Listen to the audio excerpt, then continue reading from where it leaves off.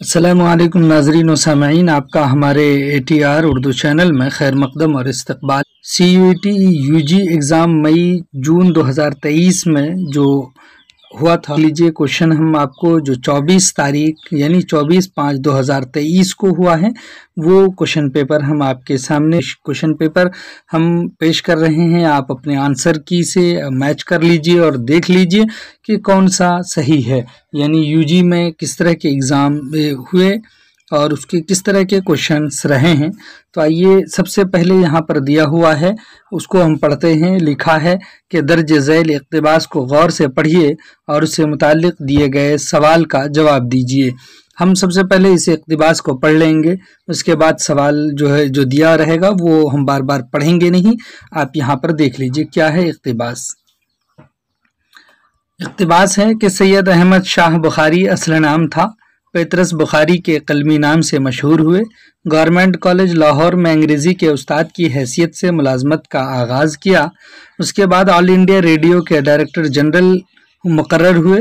तक़सीम वतन के बाद वह अक़वाम मुत्तहिदा से वाबस्ता हुए और एक बुलंद ओहदे पर फाइज हुए। पेतरस बुखारी उर्दू के बेहतरीन मज़ाह निगारों में शुमार होते हैं। उन्होंने लिखा तो बहुत कम, लेकिन जो भी लिखा बहुत अच्छा लिखा। उनके मज़ाहिया मज़ामीन का मजमुआ मज़ामीन पेतरस 10 मज़ाहिया मज़ामीन पर मुश्तमिल है, लेकिन मेयार के एतबार से उर्दू तंज़ो मज़ाह की तारीख़ में इस किताब को एक बुलंद मर्तबा हासिल है। पेतरस के मज़ामीन पर अंग्रेज़ी मज़ाह की गहरी छाप है। इसी के साथ साथ उनकी ज़ुबान में उर्दू अदब, ख़ासकर शायरी की शगुफ्तगी और शाइस्तगी और आलिमाना नस्र की शान भी पाई जाती है। उनकी तहरीर में शोखी, रवानी और बेसाख्तगी है। सीधी सादी बात से मज़ाह पैदा करना, लफ्ज़ों के उलट फेर से नए जुमले तैयार करना और ख़ुद को मज़ाह का निशाना न बनाकर दूसरों को हंसने का मौका देना उनका ख़ास अंदाज़ है। उनकी तहरीरों को खालिस मज़ाह का नाम देना सही नहीं। वह अक्सर आम इंसानी कमज़ोरियों का तंज़ का निशाना बनाते हैं।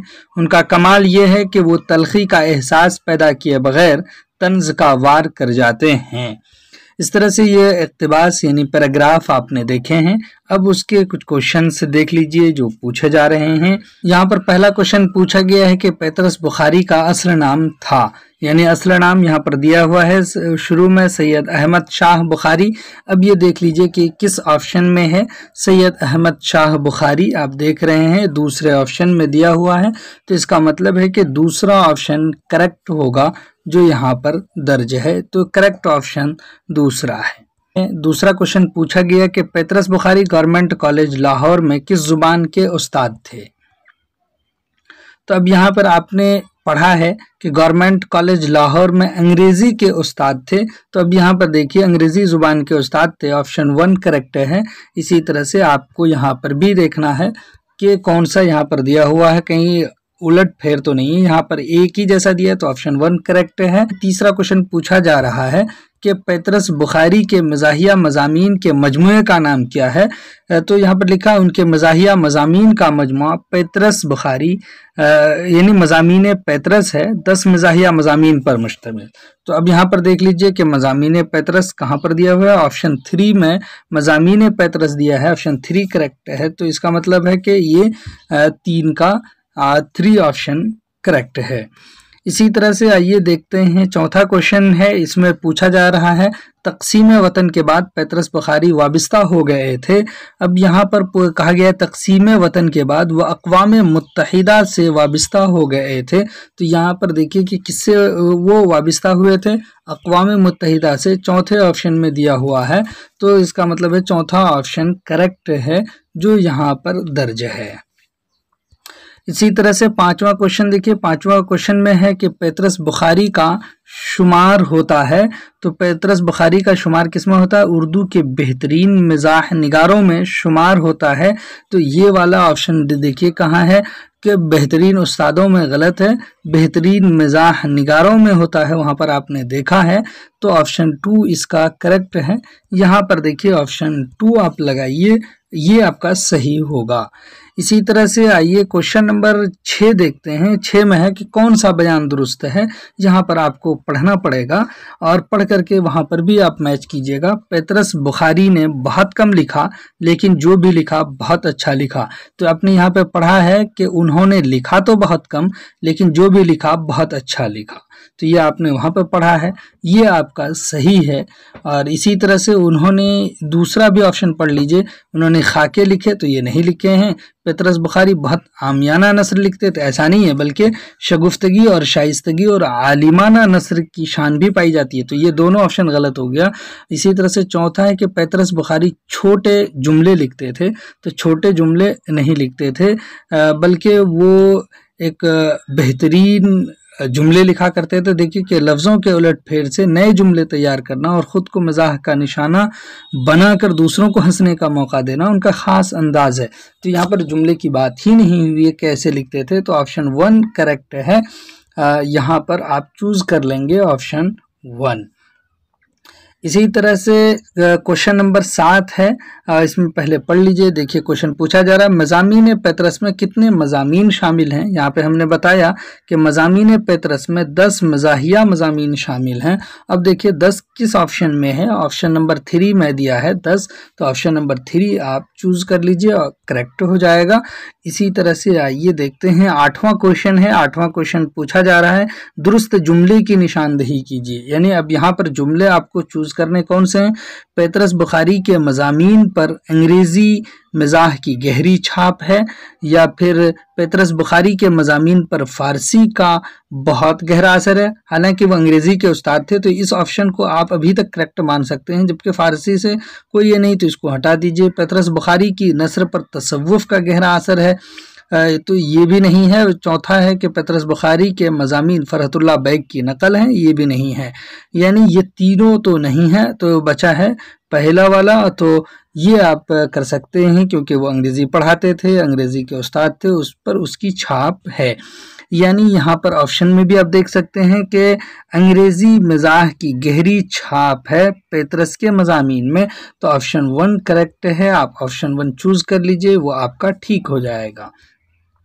इसी तरह से क्वेश्चन नंबर 9 है कि दर्ज झैल में से कौन सा जुमला दुरुस्त है। कौन सा जुमला, देखिए रवानी बेसाख्तगी और शोखी उनकी पहचान है। इसी तरह से दिया है कि बेसाख्तगी रवानी पहचान है शोखी की, ये तो गलत है। इसी तरह से उनकी तहरीर में शोखी रवानी और बेसाख्तगी है। आपने इससे पहले यहाँ पे पढ़ा है कि उनकी तहरीर में शोखी रवानी और बेसाख्तगी है, तो ये वाला ऑप्शन बिल्कुल करेक्ट है। यानी ऑप्शन नंबर 3 ये भी जो है चौथा गलत है, तो ऑप्शन 3 को चूज कर लीजिए, ये आपका सही हो जाएगा। इसी तरह से अगला क्वेश्चन देख लीजिए 10 नंबर का, वो है कि पेतरस बुखारी का कमाल क्या है। पेतरस बुखारी का कमाल पूछा जा रहा है, तो पढ़ लीजिए। देखिए तलखी का एहसास पैदा किए बगैर तंज का वार करना, तो बिल्कुल सही बात है, आपने पढ़ा है तलखी का एहसास पैदा किए बगैर तंज का वार कर जाते हैं। तो ये वाला ऑप्शन ही आपका करेक्ट होगा। जबकि आगे है तलखी का एहसास पैदा करके वार करना, ये गलत है। हल्की तलखी के हल्के हल्के वार करना, ये भी गलत है। तंज का वार न करना, ये भी गलत। ऑप्शन 1 करेक्ट है, ये आप चूज कर लीजिए। इसी तरह से अब देखिए यहाँ पर पूछा जा रहा है आपसे कि अमानत का मुतजाद क्या है। यानी मुतजाद कहते हैं अपोजिट शब्द को, उल्टा को। तो अमानत का मुतजाद है खयानत। ऑप्शन 1 करेक्ट है। इसी तरह से यहाँ पर आपको तरतीब पूछ रहा है कि दर्ज बाला जुमलों की दुरुस्त तरतीब है। क्या दुरुस्त तरतीब होगी, पहले देख लीजिए। ऑप्शन 1 में है दोनों विदेशी राज, बी में है कि और दूसरे का नाम दिलदार खां था, सी में है एक का नाम उमराव सिंह था, डी में है लखनपुर में 2 जमींदार रहते थे, ऑप्शन ई में है कि खिताब याफ्ता थे। तो इसको ऐसी तरतीब दीजिए कि दुरुस्त तरतीब बन जाए, यानी एक सेंटेंस बन जाए। सबसे पहले यह है डी आप चूज कर लीजिए, लखनपुर में 2 जमींदार रहते थे। उसके बाद आप तरतीब में ले आइए सी को, एक का नाम उमराव सिंह था। इसी तरह से अब सी में लेकर के आइए दूसरे का नाम दिलदार खां था। उसके बाद आप लेकर के आइए ए को, यानी दोनों विदेशी राज के खिताब याफ्ता थे, ई अखीर में, यानी इस तरतीब से जोन सा आपको आंसर मिले यहाँ पर उसको आप टिक आउट कर लीजिए, यानी DCBAE, DCBAE। तो ऑप्शन 3 आप चूज कीजिए, ये करेक्ट है आपका आंसर। इसी तरह से अब आइए देखते हैं आगे। पूछ रहा है क्वेश्चन में कि गजल के आखिरी शेर में शायर अपना कलमी नाम शामिल करता है, उसे क्या कहते हैं? जो आखिरी शेर होता है उसमें शायर अपना नाम यूज करता है, जो उन्होंने शेर के लिए इंतखाब किया है उसको तखल्लुस कहते हैं। ऑप्शन 3 करेक्ट है। इसी तरह से क्वेश्चन है कि उल्फत का मुतजाद है, उल्फत का मुतजाद क्या होगा? नफरत है। ऑप्शन 1 करेक्ट है। उसके बाद क्वेश्चन है कि रुबाई में कितने मिसरे होते हैं? रुबाई में 4 मिसरे होते हैं। ऑप्शन 4 करेक्ट है। इसी तरह से आगे क्वेश्चन है, इल्म की जमा है, इल्म की जमा क्या है? उलूम है। ऑप्शन 4 करेक्ट है। इसी तरह से आगे आपका दिया है कि मुंदरजा झैल में कौन से जोड़े सही हैं? यहाँ पर आप देखिए जोड़ा कौन कौन सा सही होगा। तो एक तो आप यहाँ पर देख लीजिए, आगाज का आराम नहीं होगा, गरज का गुस्सा ये भी नहीं होगा, न ही अपोजिट के एतबार से सही है, न माना के एतबार से सही है, और असरार है तो इसके माना है भेद। ये करेक्ट है, यानी सी आप यहाँ पर चूज कर लीजिए तो ठीक है। डी अकरब, इसके माना है नज़दीक के, तो डी करेक्ट है। जबकि गरज हाल न ही अपोजिट के एतबार से न ही माना के एतबार से दुरुस्त है, तो सी डी ऑप्शन जो भी है वो आप चूज कर लीजिए, सही होगा। सी डी ऑप्शन 3 में है, ऑप्शन 3 आपका सही है। उसके बाद देखिए ऑप्शन में दिया है कि माली का मुअन्नस क्या है? माली का मुअन्नस आपको बताना है तो उसका मालिन है। ऑप्शन 1 करेक्ट है, उसको आप चूज कर लीजिए। इसके बाद क्वेश्चन 19 है कि ये मुंह और मसूर की दाल, इसके माना आप देखिए पढ़िए। किसी काम के लायक होना, मुंह में मसूर की दाल को रखना, मसूर की दाल बहुत महंगी होती है, ये दोनों तो बिल्कुल ही गलत है। इस काम या बात के लायक नहीं, यानी इस काम और इस मनसब के काबिल नहीं, लायक नहीं है। ऑप्शन 4 करेक्ट है इसका, मुंह ये और मसूर की दाल के माना के। इसी तरह से वाहिद पूछ रहा है कि सजूद का वाहिद लफ्ज क्या है? सजूद का वाहिद लफ्ज है सजदा। ऑप्शन 1 करेक्ट है। इसी तरह से आगे क्वेश्चन है 21 नंबर के मुहावरे बाएं हाथ का खेल होना। बाएं हाथ का खेल होना मतलब इसे बहुत आसान है, बहुत इजी है। ऑप्शन 3 यानी बहुत आसान होना। इसी तरह से लफ्ज इताअत के माना है, इताअत के माना है फरमाबरदारी के। ऑप्शन 1 करेक्ट है। इसी तरह से 23 नंबर क्वेश्चन है कि सही जुमलों की निशानदही कीजिए। अब इसमें हम सही करते हैं, देख लीजिए। रशीद अहमद सिद्दीकी उर्दू के मुमताज़ तंज़ो मज़ाह निगार हैं। ऑप्शन 1 करेक्ट है। इसी तरह से रशीद अहमद सिद्दीकी उर्दू के मुमताज़ नोवेल निगार हैं, ये गलत है। इसी तरह से सी नंबर में कि रशीद अहमद सिद्दीकी की वलादत उत्तर प्रदेश के शहर जौनपुर में हुई है, करेक्ट है। इसी तरह से रशीद अहमद सिद्दीकी की वलादत हैदराबाद में हुई, गलत है। डी में रशीद अहमद सिद्दीकी उर्दू के मुमताज़ गज़ल गो शायर हैं, ये गलत है। तो ए और सी इसका ऑप्शन सही है। देख लीजिए ए और सी किस में है? ए और सी एक ही में है, तो ऑप्शन 1 इसका करेक्ट है। उसके बाद क्वेश्चन नंबर 24 है, मुंशी प्रेमचंद का असली नाम क्या था? मुंशी प्रेमचंद का असली नाम धनपत राय है और कलमी नाम है प्रेमचंद। ऑप्शन 24 का ऑप्शन 1 करेक्ट है। इसी तरह से क्वेश्चन नंबर 25 है, सही जोड़ की निशानदही कीजिए। अब यहाँ पर आपको निशानदही हम कर रहे हैं, देख लीजिए कि कौन से क्या है। सुकून की नींद, ये नज्म नहीं है तो ये जोड़ तो गलत है, क्योंकि सुकून की नींद एक अफसाना है जो इकबाल मजीद ने लिखा है। इसी तरह से ऑप्शन बी है, खोजी एक मुताला, ये मजमून है, बिल्कुल करेक्ट है। सैयद एहतशाम हुसैन का मजमून है जो उन्होंने खोजी किरदार का तारुफ करवाया है, तो ऑप्शन बी यहाँ पर हम लिख देते हैं। इसी तरह से ऑप्शन सी है, रोशनाई पूछ रहा है, मुख्तसर अफसाना, ये बिल्कुल गलत है, इसलिए कि रोशनाई सज्जाद ज़हीर की किताब है जो उन्होंने तरक्की पसंद तहरीक की मुस्तनद तारीख़ का अहाता किया है। इसमें आपको अगर तरक्की पसंद तहरीक के बारे में सज्जाद ज़हीर के हवाले से जानना है तो इस किताब का का मुताला ज़रूर कीजिए। इसी तरह से ऑप्शन डी है बजूका, ये मुख्तसर अफसाना है और ये सुरेंद्र प्रकाश ने अफसाना लिखा है, तो ऑप्शन डी करेक्ट है। इसी तरह से ऑप्शन ई में है पौधे और आप बीती, ये गलत है क्योंकि ये कृष्णचंद्र का रपूरताज है जो उन्होंने तरक्की पसंद कॉन्फ्रेंस 1945 के सिलसिले में कलमबंद किए हैं। तो इसका मतलब है कि बी और डी करेक्ट है। ऑप्शन में देखिए कि बी और डी किस में है, बी और डी 3 नंबर में है, तो 3 ऑप्शन आपका करेक्ट हो जाएगा। इसी तरह से क्वेश्चन नंबर 26 में एक इक्तिबास दिया गया है, इस इक्तिबास को फिर पढ़ते हैं, देख लीजिए। इस इक्तिबास से जो क्वेश्चन होंगे उसको हम फिर सॉल्व करेंगे। Reserve bank of India RBI ने कुछ रियासतों में पुराने पेंशन सिस्टम के नफाज के ताल्लुक से खबरदार किया है। मरकजी बैंक ने कहा है कि इसकी वजह से रियासती सतह पर मालियाती मंजरनामे के हवाले से बड़ा खतरा है और आने वाले बरसों में उनके लिए ऐसी जिम्मेदारी बढ़ जाएगी जिसके लिए रकम की वापसी का कोई इंतज़ाम नहीं है। आरबीआई ने ये बात रियासती मालियात 2023-24 के बजट का एक मुताला के उन्वान से ऐसे वक्त कही है जब हिमाचल प्रदेश ने हाल ही में महंगाई अलाउंस से मुंसलिक पुरानी पेंशन स्कीम ओपीएस को दोबारा नाफिज करने का ऐलान किया है। इससे कबल राजस्थान, छत्तीसगढ़ और झारखंड ने मरकजी हुकूमत और pension fund regulatory and development authority PFRDAP को पुरानी पेंशन स्कीम को बहाल करने के अपने फैसले के बारे में नोटिफाई किया था। नोटिफिकेशन 18 नवंबर 2022 को जारी किया गया था। ये मुलाजमीन फिलहाल न्यू पेंशन स्कीम NPS से जुड़े हुए हैं। 1 जनवरी 2004 से लागू किया गया नया पेंशन स्कीम NPS एक शराकत पर मबनी पेंशन स्कीम है। इसमें मुलाजिम के साथ हुकूमत भी अपना हिस्सा डालती है। दूसरी जानिब पुराने पेंशन सिस्टम में मुलाजमीन की पेंशन रिटायरमेंट से कबल ली गई आखिरी तनख्वाह का 50% है और ये सारी रकम हुकूमत देती थी।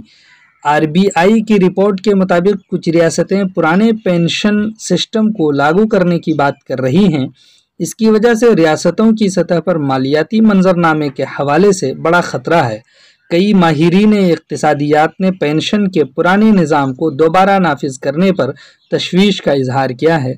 उनका कहना है कि इससे रियासतों के मालियात पर बुरा असर पड़ेगा।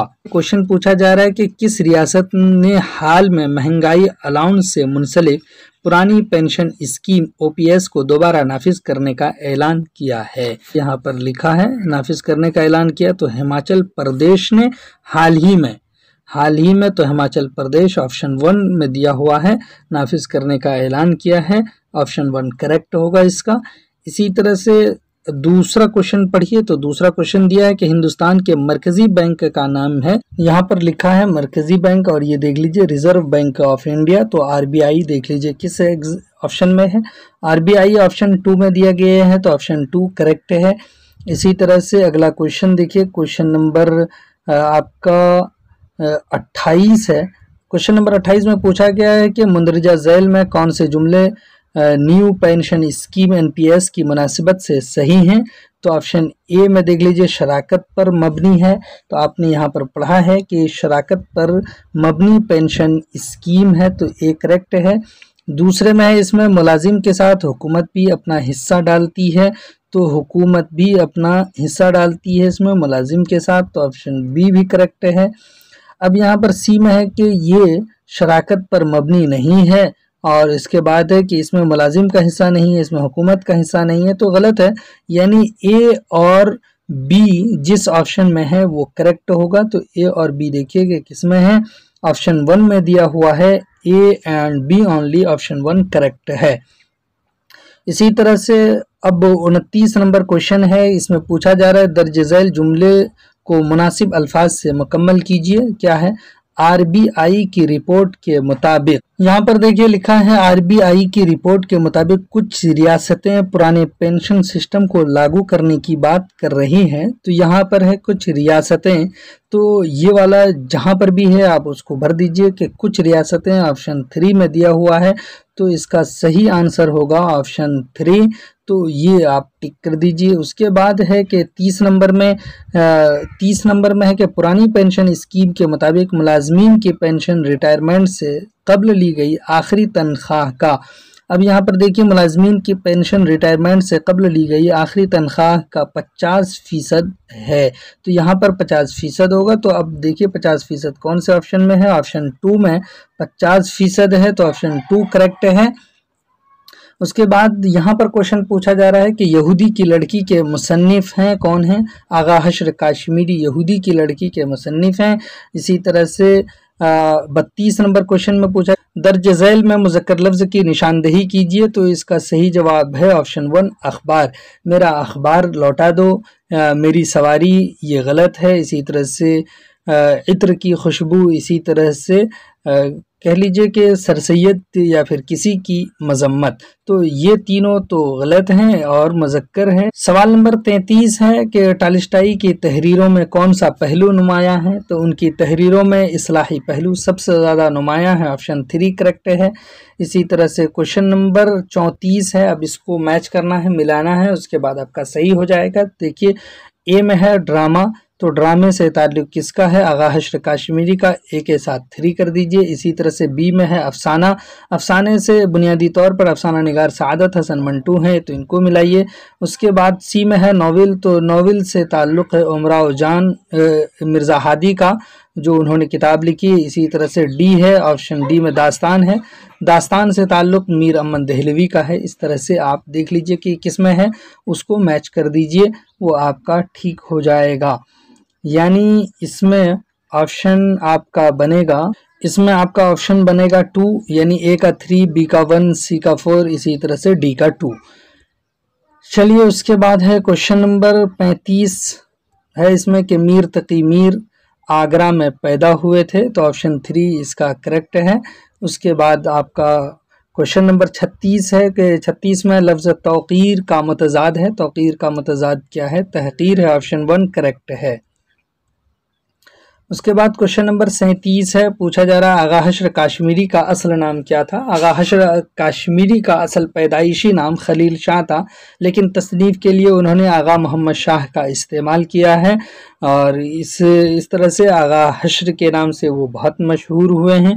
तो उनका असल नाम यहाँ पर करार पाया मोहम्मद शाह, जो ऑप्शन 4 में है। ऑप्शन 4 आपका करेक्ट हो जाएगा। उसके बाद अगला क्वेश्चन है 38 नंबर।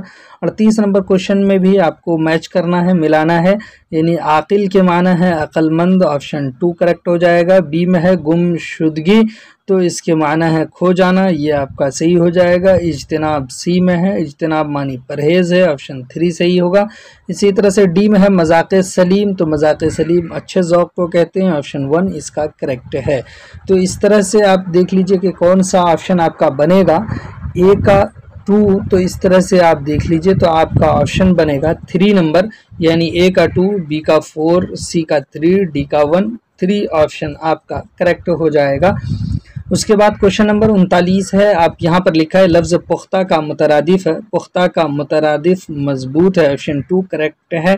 इसी तरह से अगला क्वेश्चन आपका यहाँ पर है 40। इसमें आप देखिए शेर दिया है, इसको मैच करना है, कौन सा शेर किसके बाद आएगा। तो ये साहिर लुधियानवी का शेर है। वो सहरे कितने नाजुक थे, वो लड़ियाँ कितनी प्यारी थीं, हर मौज नफस हर मौज सबा। उसके बाद है वो लम्हे कितने दिलकश, वो घड़ियाँ कितनी प्यारी थीं, बस्ती की हर एक शादाब गली ख्वाबों का जजीरा थी गोया, नगमों का ज़ख़ीरा थी गोया। ये आपको लग रहा होगा कि आज़ाद नज़्म है, लेकिन ये परछाइयाँ जो साहिर लुधियानवी की नज़्म है उससे आपके दो शेर लिए गए हैं, 4 मिसरे हैं। तो अब इसकी तरतीब हम दे लेते हैं, देख लीजिए। सबसे पहले तो आप सी को रख लीजिए, ये पहला मिसरा है, वो लम्हे कितने दिलकश, वो घड़ियाँ कितनी प्यारी थीं। इसका दूसरा मिसरा ए है, वो सहरे कितने नाजुक थे, वो लड़ियाँ कितनी प्यारी थीं। 2 मिसरे हो गए, यानी एक शेर पूरा हो गया। अब उसके बाद आप डी रख लीजिए, यानी बस्ती की हर एक शादाब गली ख्वाबों का जजीरा थी गोया, क्योंकि ये एक मिसरा है। उसके बाद आप इसमें रख लीजिए कि बी नंबर, यानी यहाँ पर रखिए, उसके बाद ई नंबर लिख दीजिए, ये आपका हो जाएगा। यानी ये एक मिसरा, हर मौज नफस हर मौज सबा नगमों का जजीरा थी गोया। इस तरह से आपकी ये तरतीब बनेगी CADBE, CADBE, CADBE ऑप्शन 3 में दिया हुआ है, ये आपका सही आंसर है। उसके बाद देख लीजिए कि 41 नंबर क्वेश्चन में नकल की जमा क्या है, नकूल इसकी जमा है नकल की, ऑप्शन 1 करेक्ट है। उसके बाद क्वेश्चन नंबर 42 है, दर्ज झैल में मुअन्नस लफ्ज़ की निशानदही कीजिए।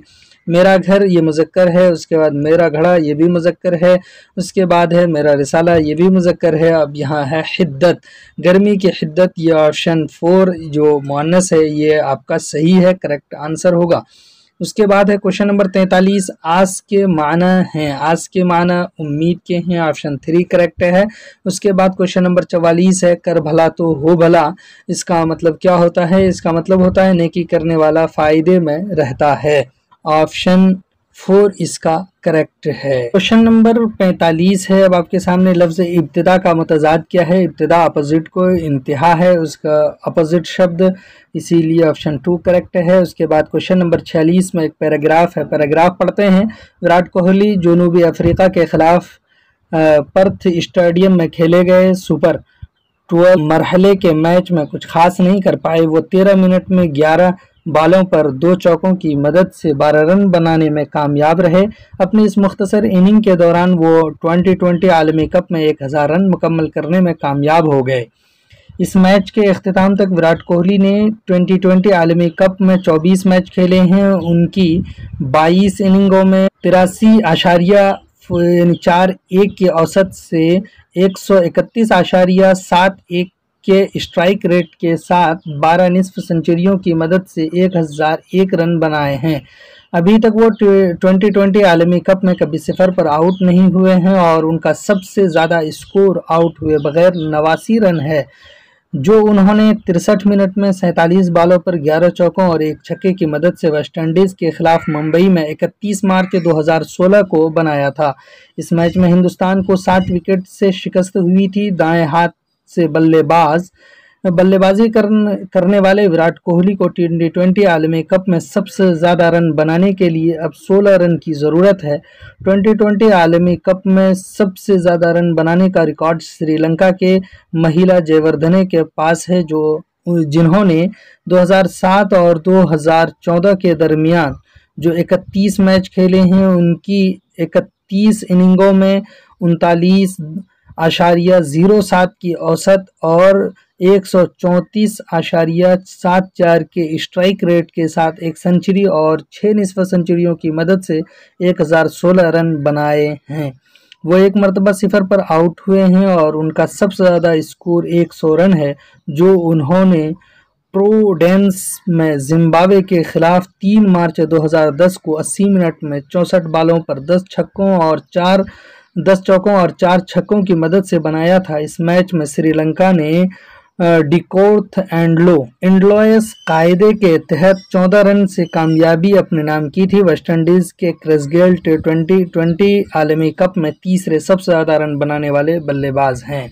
अब यहाँ पर क्वेश्चन पूछा जा रहा है, 2007 से 2014 के दरमियान 31 आलमी कप 2020 मुकाबलों में महिला जयवर्धने ने 1 सेंचुरी और 6 निस्फ सेंचुरियों की मदद से 1016 रन बनाए हैं। तो यहाँ पर आप देख लीजिए 31 मैच खेले हैं, जिनमें उन्होंने 1 सेंचुरी और 6 निस्फ सेंचुरियों की मदद से 1016 रन बनाए हैं। तो देख लीजिए कहाँ पर ऑप्शन में 1 और 6 दिया हुआ है, ऑप्शन 1 में, और यही करेक्ट है। उसके बाद क्वेश्चन नंबर 47 है, यहाँ पर आपसे पूछा जा रहा है कि 2020 आलमी कप में सबसे ज़्यादा रन बनाने वाले तीसरे बल्लेबाज कौन हैं, तो वो हैं क्रिस गेल। यहाँ पर क्रिस गेल का नाम होगा, ऑप्शन 4 इसका करेक्ट है। क्वेश्चन नंबर 48 है, इसमें क्वेश्चन पूछा जा रहा है विराट कोहली ने आलमी कप में 1001 रन कितने छक्के और कितने चौके की मदद से बनाए हैं। यहाँ पर दिया हुआ 12 निस्फ सेंचुरियों की मदद से 1001 रन बनाए हैं विराट कोहली ने। तो यहाँ पर 12 ऑप्शन आप चूज कर लीजिए, ये आपका करेक्ट है। उसके बाद आपका क्वेश्चन नंबर 49 है, पूछा जा रहा है T20 आलमी कप मुकाबलों में सबसे ज़्यादा रन बनाने का रिकॉर्ड महिला जयवर्धने के नाम है। ऑप्शन 1 इसका करेक्ट है, क्योंकि अभी 16 रन जब विराट कोहली बना लेगा तब वो नंबर 1 पर जाएगा। इसी तरह से 50वां क्वेश्चन पूछा जा रहा है के खिलाफ खेले गए मुकाबले में विराट कोहली ने 2020 आलमी कप मुकाबलों में 1001 रन मुकम्मल किए हैं। कौन सा ऐसा टीम था जिसके खिलाफ इन्होंने खेला और 1001 रन विराट कोहली ने मुकम्मल किया है? जुनूबी अफ्रीका के साथ उन्होंने अपना ये मुकम्मल किया है 1001 रन। तो यहाँ पर हो जाएगा जुनूबी अफ्रीका, ऑप्शन 2 करेक्ट हो जाएगा। चलिए फिर हम आपसे मिलते हैं ऐसे ही वीडियोस के साथ, तब तक के लिए खुदा हाफिज़, अस्सलामु अलैकुम।